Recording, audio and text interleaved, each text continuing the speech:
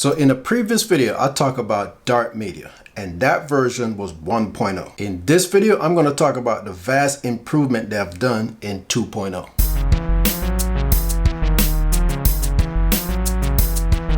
So right now, you're looking at dark media 1.0. This is how the menu system was set up. You had your live TV, your on-demand series, EPG, and your account access. So all you had to do was to go into live TV, and then you'll get a list of all the channels, sources that you can watch from. You got the UKs, you got the USA, and stuff like that.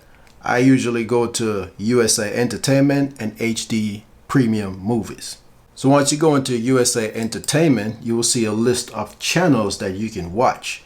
And this guide will pop up and let you know what's going on that channel. So you can stroll down and stroll through it and pick whatever you want to watch. There's plenty to choose from based on the channels that's provided. So if I see something I like and I want to watch it, all I have to do is just click on it and wait for it to load up, and then it will start playing automatically. So if there's something else I want to watch, of course I had to come back to the guide and find it on the guide and then click it, and then it will start playing again. And I'd have to repeat the same process every time I want to switch to a different network or a different channel.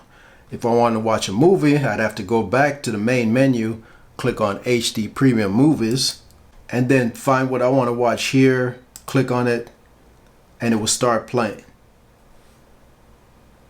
So this is how the menu was set up initially on 1.0. And also, if you're a user of dark media, you know there's times where you have to go into the three dots over here and refresh the guide.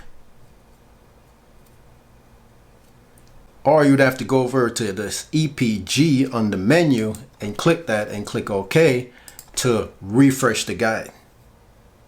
And what that does is updating all the guides with all the channels, you know, your premium HD movies and your USA Entertainment and your UK, all the sources that's available on this list. So then once you come back to here, then you can go into the menu and it will show everything that's on the guide. Now, if you had a favorite network that you like to watch, and you don't have to keep on going to this list of net channels that you see right here, you would just like to go straight to your favorite channels. All you have to do is just click on the name of the network and hold it down, and it will say add to favorite. So that channel has been added to your favorites.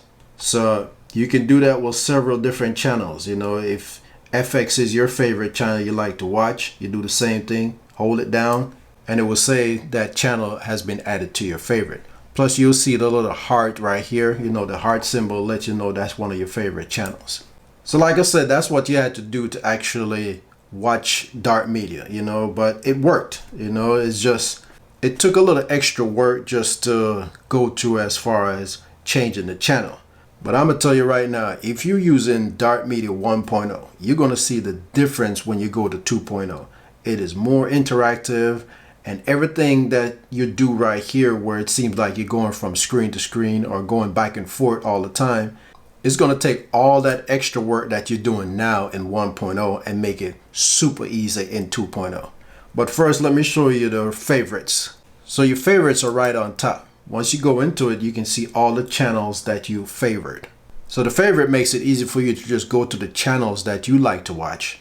That way you don't have to worry about searching through all the channels and finding the ones you like to watch versus the ones you don't.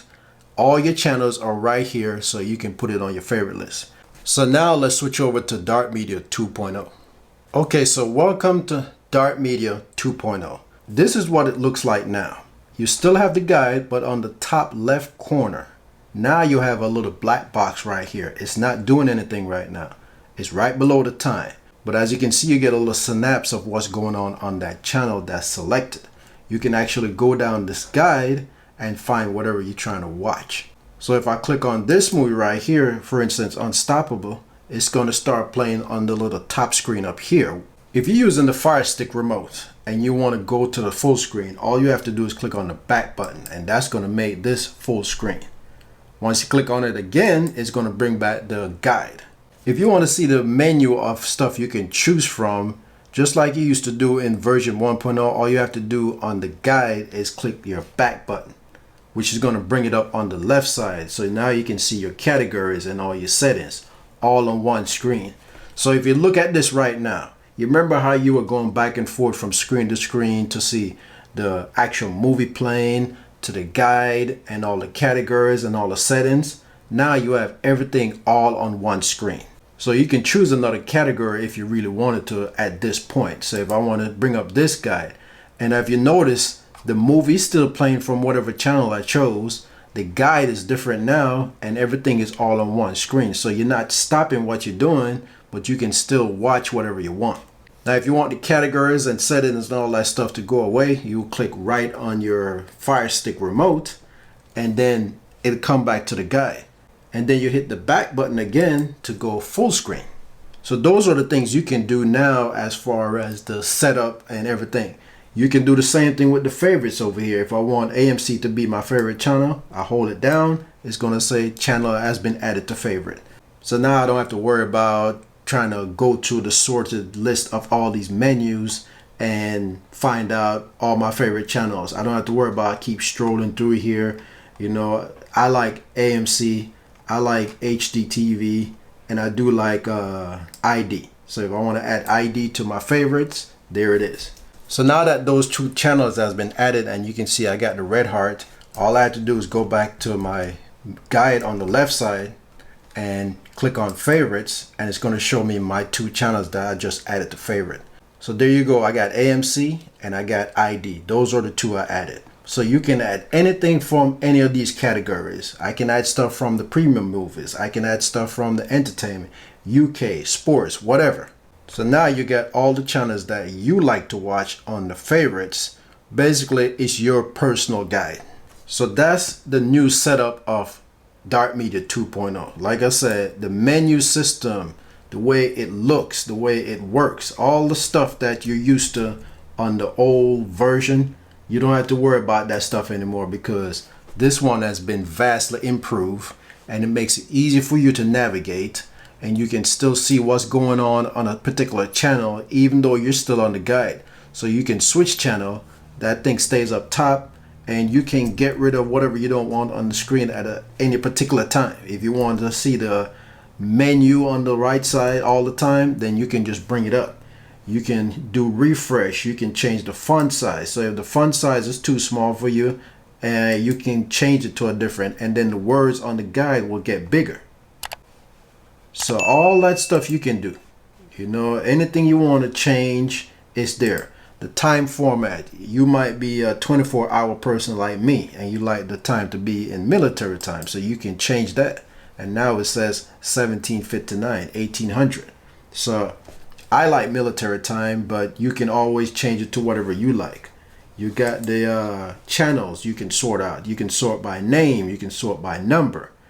Or this is adaptive sort, means that more channels you watch, it's going to learn from you and realize those are your favorite channels. So when you go into the guide, if I watch FX a lot, then FX is going to be at the very top.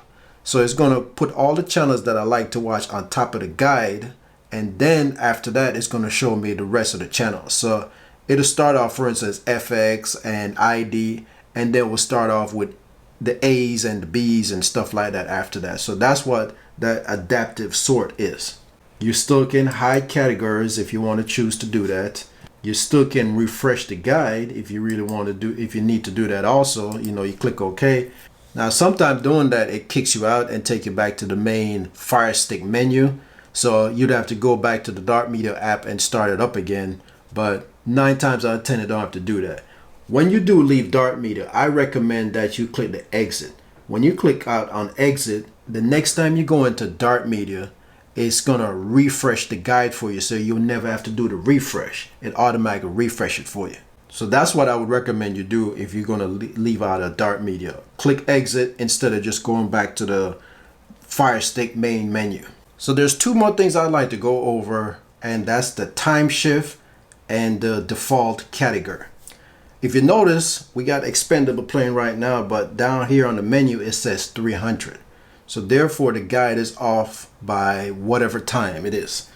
So I would go into the time shift, and since I need to go back, I'd have to go on the minus. Now you'd have to play with these numbers because sometimes it's more or less. So I'm going to try to go back 2 and see if that fixes it. Let's refresh the guide and see how far it went back to line up the guide with what's playing now. So going back -2 hours, you can see it's still not right because right now it's on War Dogs. So I'd have to go into time shift again. And let's see, let's try it 4. And we're going to hit the refresh guide again, click OK. So right now you can see it landed on expendable 3. So you would have to play with it and to get it right. But once you get it right, it pretty much stay that way. You don't have to keep on doing adjustment to it. So based on the time and looking at the guide and looking what's playing, just go into the EPG time shift and make that adjustment. So if I go to another channel, this tells me I should be watching Jeopardy. So if I go here, Jeopardy should be playing, as you can see. Let's see if Star Trek is on. Yep, Star Trek is playing. So the guide is pretty much set up now where it's not messing up like it was before, where it seemed like I was watching one thing, but on the guide it was something totally different. So that's how you actually set up the guide so you don't have to worry about it being off and confusing. So right now when I start up Dart Media, it's always going to start up on the movie category because for some reason that's the default setting that's automatically set when I install the Dart Media. But say I don't want it to start up in the movies. Say I want it to start up in, for instance, USA Entertainment. So what I would do is I would go into the default category, which is going to bring up a list of all the default categories, and all I have to do is click on USA Entertainment, and that's going to be my new default startup menu. So if I get out of Dart Media and start it back again, as you can see, it started up on the USA Entertainment. So now I have a total different menu compared to when it was starting up in the movie section instead. And you can do that with any one of these categories. Whatever ones you like to start up with, whether it be ESPN channels or SD Sport or SD channels, whatever. You choose whichever guide you want to show first when you first start up Dart Media by choosing it from the default category. So there you have it, guys. That's the new Dart Media 2.0. If you're using Dart Media 1.0 right now, it's time for you to do that upgrade.